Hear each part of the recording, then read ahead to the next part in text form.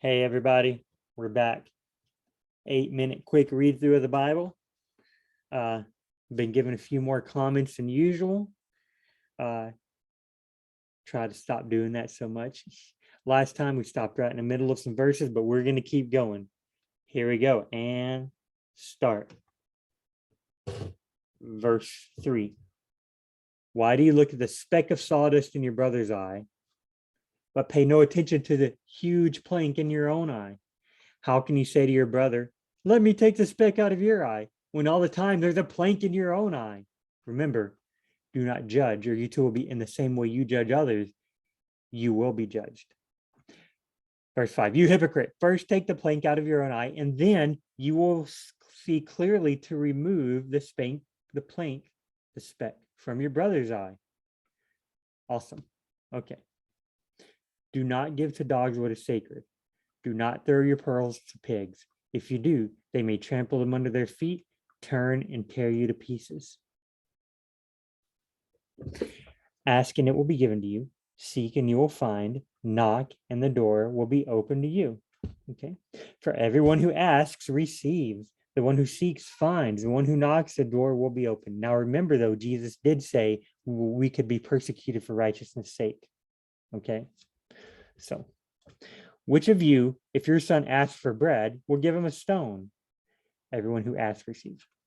Or if he asks for a fish, will give him a snake. If you then, though you are evil, know how to give good gifts to your children, how much more will your Father in heaven, who is loving, will give good gifts to those who ask him?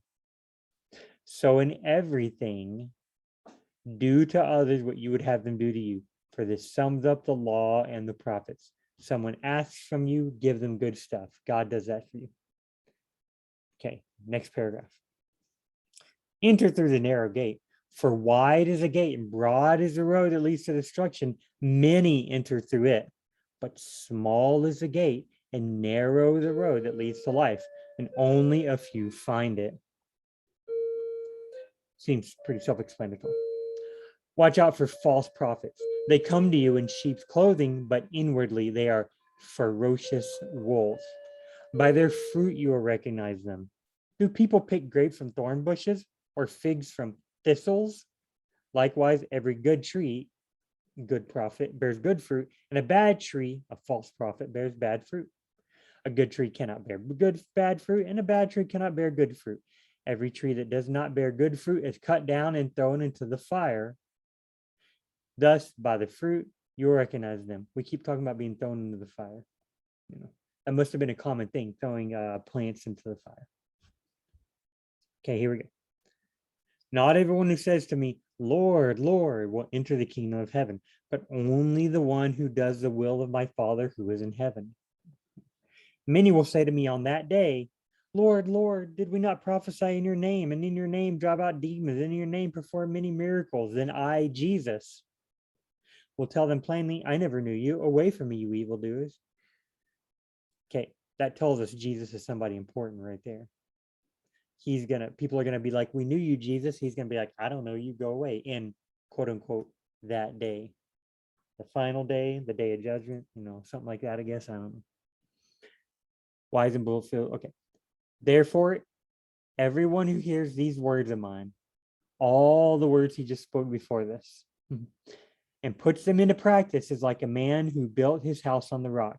The rain came down, the streams rose, the winds blew and beat against that house, yet it did not fall because it had its foundation on the rock. Jesus is the rock. His teachings are the rock. But everyone who hears these words of mine and does not put them into practice is like a foolish man who built his house on sand. The rain came, the streams rose, and the winds blew and beat against that house, and it fell with a great crash. Jesus likes to teach in parables. There we go. When Jesus had finished saying these things, okay, so finally he's done. Finally done saying all that stuff. The crowds were amazed at his teaching because he taught them as one who had authority and not as their teachers of the law. Jesus teaching with that authority. There we go. When Jesus came down from the mountainside, large crowds followed him. So he's done teaching. He comes down from the mountainside, large crowds. A man with leprosy came and knelt before him and said, Lord, if you're willing, you can make me clean. How did a leprous dude get in the middle of all the crowds? I hope he didn't touch the other people. Jesus reached out his hand and touched the man. I am willing, Jesus said, be clean. Immediately, he was cleaned of his leprosy. Then Jesus said to him, see that you don't tell anyone, but go, show yourself to the priest and offer the gift Moses commanded as a testimony to them. Because in the Old Testament, when your leprosy was clean, you would offer a sacrifice to the priest. So, okay, here we go. When Jesus had entered Capernaum, a centurion, a Roman dude, came to him asking for help. Lord, he said, my servant lies at home, paralyzed, suffering terribly. Jesus said to him, shall I come and heal him? The centurion replied, Lord, I do not deserve to have you come under my roof, but just say the word, and my servant will be healed. For I myself am a man under authority. Okay, so the centurion understands something. With soldiers under me. I tell this one, go, and he goes, and that one, come, and he comes. I say to the servant, do this, and he does it. Okay, look up here. Lord, I do not. Okay, shall I come and heal him? The centurion says, I don't deserve it. Just say the word, my servant will be healed. I tell this one, go, and he goes. Come.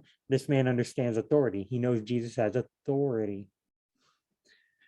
When Jesus heard this, what the centurion said, he was amazed and said to those following him, truly, I tell you, I have not found anyone in Israel with such great faith. This dude was a Roman centurion. He was not an Israelite. I say to you that many will come from the east and the west and will take their places at the feast with Abraham, Isaac, and Jacob in the kingdom of heaven. But the subjects of the kingdom will be thrown outside into the darkness, where there will be weeping and gnashing of teeth. Then Jesus said to the centurion, not one of the subjects of the kingdom, he said to the centurion, go, let it be done as you have believed it. And his moment was healed, and his servant was healed at that moment. Roman centurions are going to be getting to the feast instead of people in the kingdom. All you got to do is have faith, I guess. When Jesus came into Peter's house, he saw Peter's mother-in-law lying in bed with a fever. He touched her hand and the fever left her, and she got up and began to wait on him. You'd think she'd want to take a break. She was just sick. When evening came, many who were demon-possessed were brought to him, and he drove out the spirits with the word and healed all the sick. Remember, we already talked about that back in like chapter, like what was it, 3 or 4, it said many brought their demon-possessed people to him and such. Now it's telling us more specific stories about lepers and paralytic people who were brought to him, people with epilepsy and stuff. Okay, this was to fulfill what was spoken through the prophet Isaiah. He took up our infirmities and bore our diseases. Okay, yet more prophetic fulfillment. There we go. When Jesus saw the crowd around it, dun, dun, dun. Perfect timing, I guess. Pretty cool, huh? All right, guys, remember, if you're like, BJ, wait, I want to learn more about this. BJ, I want to learn more about that. Wait, you skipped over this too quickly. Wait, what did you mean? Go. There are other places. The narrowpath.com has teachings over the entire Bible. He gets into detail. There's other places that get into detail on this stuff. Go look at those places. But remember, we're just trying to get a lot of Bible reading under our belt. Okay, guys, see you on the next one.